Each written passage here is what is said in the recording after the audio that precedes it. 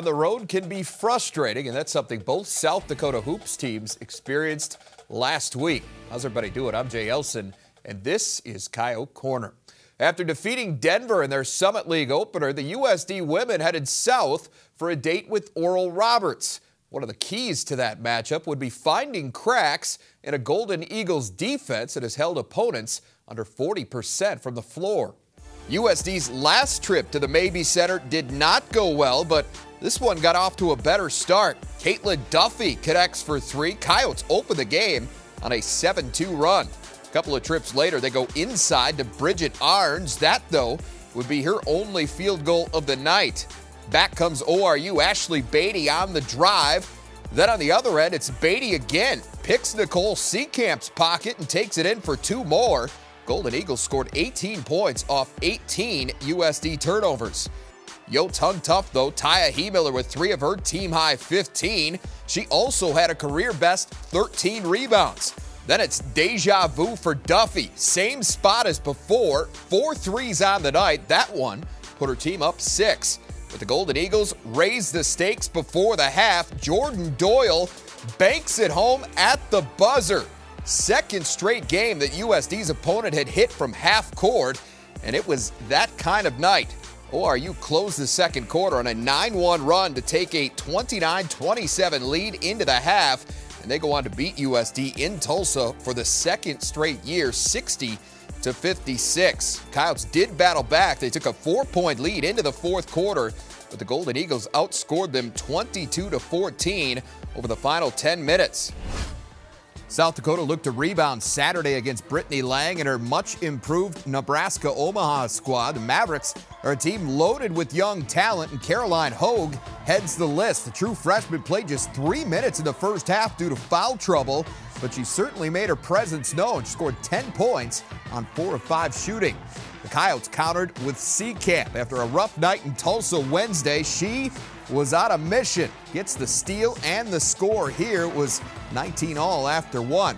Second quarter, more Seekamp. Slices to the rim for 2 more. Seekamp put up 13 first-half points to help the Coyotes open up an 11-point halftime lead. They'd add to that advantage to start the third quarter. Margaret McLeod steps around Hogue for 2 of her 11 points. And a couple of possessions later, Heemiller buries the tray. USD would lead by as many as 15. But back come the Mavericks. Michaela Shaw with the putback. UNO scored 9 straight to close the third quarter. And they kept chipping away to start the fourth. Hogue on the drive. She had a career-high 25 points as the Mavericks get as close as 4 points. But Seekamp wasn't about to let this one get away. 35 knocks down the baseline jumper on her way to a season-best 26 points. And South Dakota holds off Omaha 82-76. Coyotes also got 12 points from Kelly Stewart and 19 combined from reserves Kate Liveringhouse and Bridget Arns as they win for the 21st time in their last 22 games at the Dakota Dome. And with that, USD improves to 11-5 overall and 2-1 in the Summit League. Now, Amy Williams was pleased with the way her team bounced back on Saturday, but not necessarily with the finish. Find out why when we come back. Coyote Corner on Midco Sports Network is presented by Dakota Land Honda. And welcome back to Coyote Corner. Jay Elsen joined now by head coach of the USD women, Amy Williams. And Amy, the week started in Tulsa for you on Wednesday night against Oral Roberts. And, you know, there are nights in your game when the ball just won't go in. And certainly Wednesday was one of those nights for you. Can you point to anything specific as to the source of those struggles, or was it just an off night? I can, and I point to Oral Roberts' defense. Mm-hmm. I really credit them a lot. It's a little different kind of defense than what we go up against on a regular basis. They're just really good at guarding the basketball, staying in front. We had a hard time being able to get past them off the dribble, and because of that, we didn't get some of the shots that we like to take. And certainly we had some decent looks, and we just weren't in a flow at that point then, and the ball wasn't in the going in the basket. Well, another key factor in this game, points off turnovers. ORU scored 18 off 18 turnovers. Despite all of that, though, you still had a chance to win this game in the fourth quarter. Golden Eagles put together a pretty good run, and that was just something with the way you were shooting that you were unable to overcome. Yeah, I think the biggest lesson from that ball game is just learning that even through shooting woes, we can control ball games and put ourselves in a chance to win if we'll just lock up on the defensive end of the floor. And we had a tie ball game there with a minute or so left to go, and we let them just go coast to coast for a wide open layup and just not the defensive energy and intensity that you need to be able to go on the road and win a tough game in our conference. Sure. It's a 4-point loss, 60-56 the final again in that one. Back at the Dakota Dome then on Saturday to take on Omaha. And one player that seemed especially motivated, I thought anyway, was Nicole Seekamp. She struggled herself in that loss at ORU, just 2 of 10 from the floor, but she came out firing on all cylinders on Saturday. You know, just really a smart basketball game for Nicole. I thought she was motivated after that loss at Oral Roberts. She does what a senior leader does and bounces back. And Nicole did a great job of getting them up, one dribble pull-ups, and that's a huge part of her game. And she just really sparked our team. Great start for you. Good first half, up 11 at the break, led by as many as 15 in the third quarter. I know this part stressed you out a little bit. UNO didn't back down, though. They got back within 4 a couple of times late. How were they able to fight their way back into the game? Well, we've seen it out of that team several times this season, and just fight and scratch and claw 40 minutes to the end. So we knew they were going to play till the final horn, and they did. They just kept scrapping, and we've got to learn how to, when we get up 15, stretch that lead to 20 and slam the door shut. Big play from your seniors down the stretch. Taya, Nicole, Kelly, all contributed to help you keep the game in hand. Right. I mean, I thought they all just made big shots and big plays when we needed them to, and so that's what you want and expect out of those upperclassmen, and hopefully we can learn that lesson and not let it get that close. Back on the road for you for 2 this week, rivalry week. Back in Fargo on Thursday night to take on North Dakota State. And then on Sunday, it's on to SDSU. 2 opponents on opposite ends of the Summit League, but you certainly don't want to look past the Bison. I mean, I know everybody's anticipating the matchup with the Jackrabbits, but North Dakota State's up first. They're absolutely a great team, and especially when they get to play at home. And so it's going to be, they've got some tremendous players with Marina Whittle, who's just spectacular, just really rebounding the ball especially well and scoring it, and Taylor Thunstead. I mean, just some very special, explosive players that we're going to have to shore up some things defensively to find a way to get a win. All right, well, good luck to you, Amy. We'll see you back here next week. Sounds good, Jay. Thanks. All right, well, Saturday brought a heartbreaking end to what was a frustrating week for the USD men. We'll look back at their matchups with Fort Wayne and Omaha after this. Coyote Corner on Midco Sports Network is presented by Dakota Land Honda. And welcome back. Well, life on the road is nothing new to the USD men. In fact, at this point, it almost feels like home. Coming into last week, only 19 Division I teams had played fewer home games than South Dakota's 4. But that wasn't necessarily a bad thing, because the Yotes' winning percentage is actually better away from Vermilion. Wednesday, Craig Smith and company hope to improve upon that at IPFW. USD claimed a 2-point decision in Fort Wayne last year, but this one played out very differently. The Dons had a lot of success inside against USD last year. Same story here. Brent Calhoun scored their first 6 points of the night. IPFW would also establish control of the offensive glass. Mo Evans makes the most of a second chance here. 1 of 4 threes on the night for him. He led all scorers with 20 points. Evans can dish it too, finds Calhoun off the pick and roll. He was a perfect 6 for 6 from the floor. Dons would be up 10 just 10 minutes in. Back come the Yotes though. Casey Kasperbauer falling away. Kasperbauer becomes the 45th player in USD history to reach 1,000 career points. A lot of those points have come from beyond the arc, and he hits another triple on USD's next possession. That pulls the Coyotes within 6. The run continued from there. Shy McClellan with a great look to Trey Burnett, and it's a 1-point game. But it was all Fort Wayne from that point forward. D'Angelo Stewart knocks down the triple, and it's Max Landis. Dons outscored the Yotes 18-5 over the final 4.5 minutes of the first half to break it open, and they never looked back. Fort Wayne rolls past USD to 65. The Dons shot 52% for the game, largely because they got a ton of high percentage chances. IPFW goes for 44 points in the paint. South Dakota was led by Shai McClellan, who finished with 19 points on 7 of 14 shooting. McClellan, though, was the only Coyote to reach double figures. Saturday, the Coyotes would square off with the Summit League's other unbeaten team. Omaha came in 3-0 and fresh off a win at North Dakota State. Devin Patterson put up 32 in that win over the Bison. He hits his first shot of the day here, but after that, points became pretty hard to come by for him and the rest of the country's 10th-ranked scoring offense. No such issues for the home team. Case in point, Trey Burnett, the Coyotes' leading scorer, looked unstoppable early. Outside, inside, didn't matter. He dropped a dozen in the opening frame to help the Yotes take control. USD also playing well on the defensive end. DJ Davis intercepts the pass and takes it the other way for 2. The Yotes scored 14 points off 8 Omaha turnovers in the first half and led by 12 at the break. More of the same to start the second. Off the steal, Casper Bauer fires ahead to Davis for the dunk. USD up 21 with 14 minutes to play. But Omaha is the type of team that you can never count out, and they proved that again on Saturday. Off the Eric Robertson miss, Tradeon Hollins fires ahead for Jake White. He scored 10 of his 15 in the second half.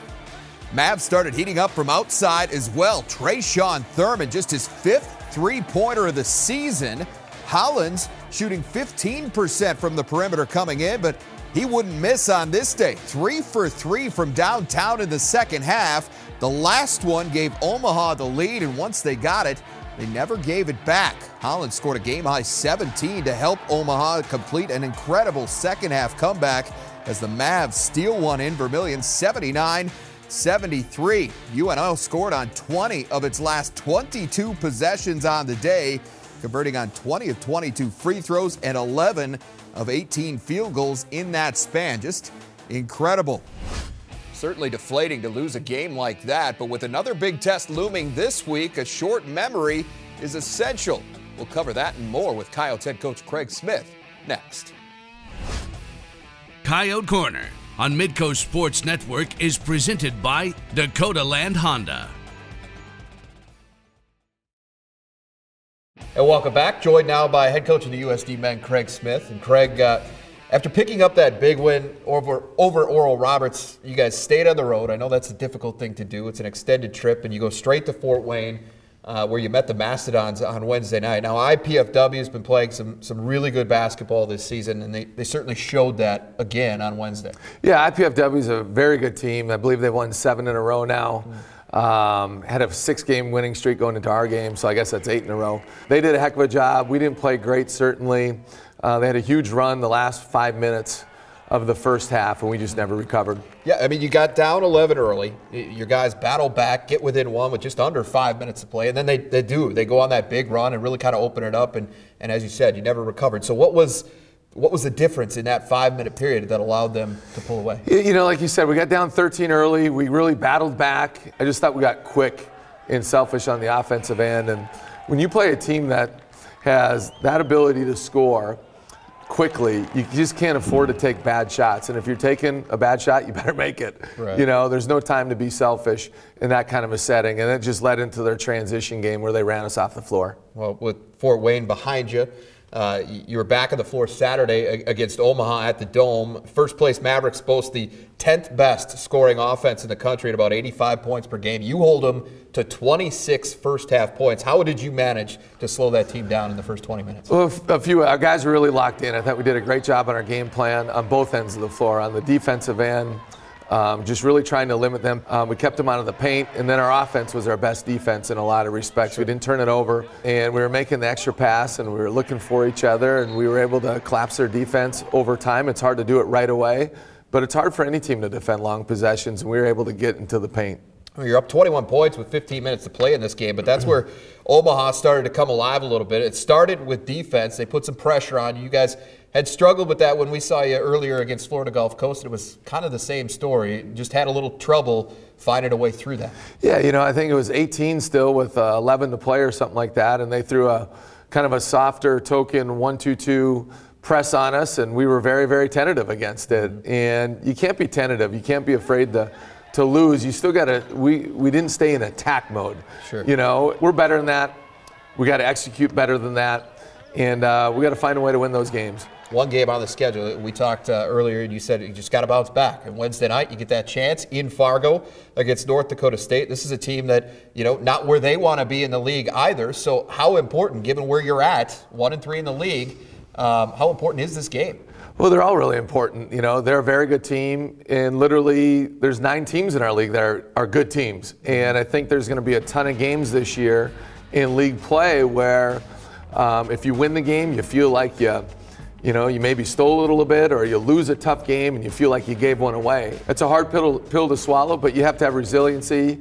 You have to learn from mistakes. You have to learn from those experiences and carry it forward, because if you sit there and sulk and pout and live in the past, you know, the same result's going to happen again and again. And so you got to learn from it and bounce back against a very good team in North Dakota State, who traditionally plays exceptionally well at home. And just had their 31-game home winning streak snapped by that Omaha team that got you on Saturday. But good luck to you this week. We'll see you back here next week. Thanks, Jay. All right. Eric Robertson has seen his role increase dramatically this season, and he's responded by becoming one of the Coyotes' most consistent scorers. We're going to have more on the senior big man when we come back.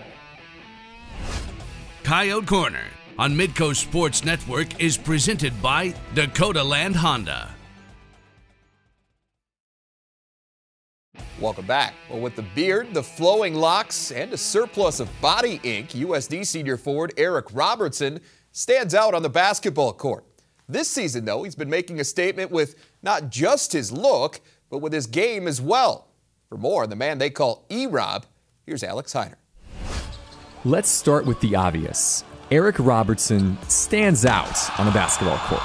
At 6'8", 200 pounds, and all the outward appearances of your basic hipster, Robertson is a unique commodity in the D1 basketball world. He's got a little bit of the scruffy look and the hair is all over the place when he's playing. What's less obvious is that his appearance isn't as unique as his basketball journey. After an all-state career at Wayzata High School in Minnesota, Robertson put off college for a year to attend IMG Academy in Bradenton, Florida, the top prep school when it comes to athletics in the country. I really liked the coach. He was a really good fit. On my official visit, saw Cam Newton there, and he was training, working out. I'm like, yeah, this is amazing. It was a great experience. I'm really glad that I did it, and it ended up leading me to South Dakota, so got to be happy about that. Besides preparing Robertson for basketball at a higher level, the year in Florida helped him realize how much he missed life in the Midwest. South Dakota was the closest offer to home, and I'm kind of a mama's boy, so I need to be close to my mom. Once enrolled at USD, Robertson started learning the college game under then Coyote head coach Dave Boots. But that tutelage would only last one season. You come in thinking that you're going to have one coach all 4 years, and I mean that was not the reality for me. Boots would retire at the start of Robertson's sophomore year, and when interim coach Joey James wasn't retained at season's end, Robertson braced himself for his third head coach in 3 years. The transition to the Craig Smith era meant starting over for Robertson, but that was nothing out of the ordinary.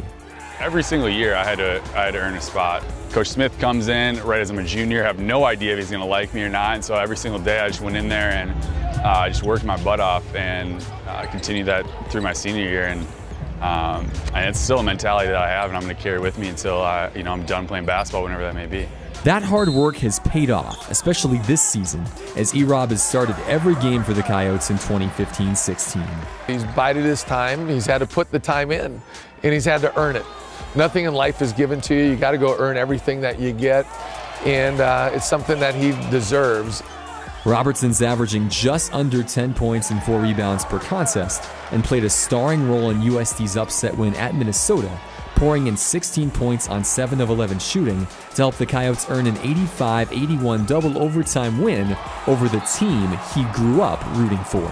I literally could not have written a better day at Minnesota. It was phenomenal, for us to come together as a team, take a double overtime win, and for me to be productive. I honestly I would have been fine if we would have won. I didn't score, would have played 5 minutes, just as long as we got that win at Minnesota. But The fact that I played well and my teammates played well was phenomenal. All my family and my friends were there, just like screaming and going crazy. It was an unreal experience. He had over 100 people there, at the game, and for him growing up, coming to games and seeing a lot of games in Williams Arena and cheering on the Gophers, I know it meant so much. I know he told me, "Thank you, Coach, for scheduling this game," and of course we said thank you, E-Rob, for making big plays over and over again. With the Minnesota game now a memory and the conference portion of the schedule underway, Robertson knows there's still work to be done if this team wants to achieve its true goal this season of a berth in the NCAA tournaments. Definitely coming together as a team, just every single day, just working hard and doing what Coach Smith tells us every single day to achieve our dreams, which is cut down the nets. Well, Robertson's numbers have been a good indicator of USD's success this season. The Yotes are 6-2 in games when he's scored more than 10 points, and they're just 2-5 when he's held to single digits.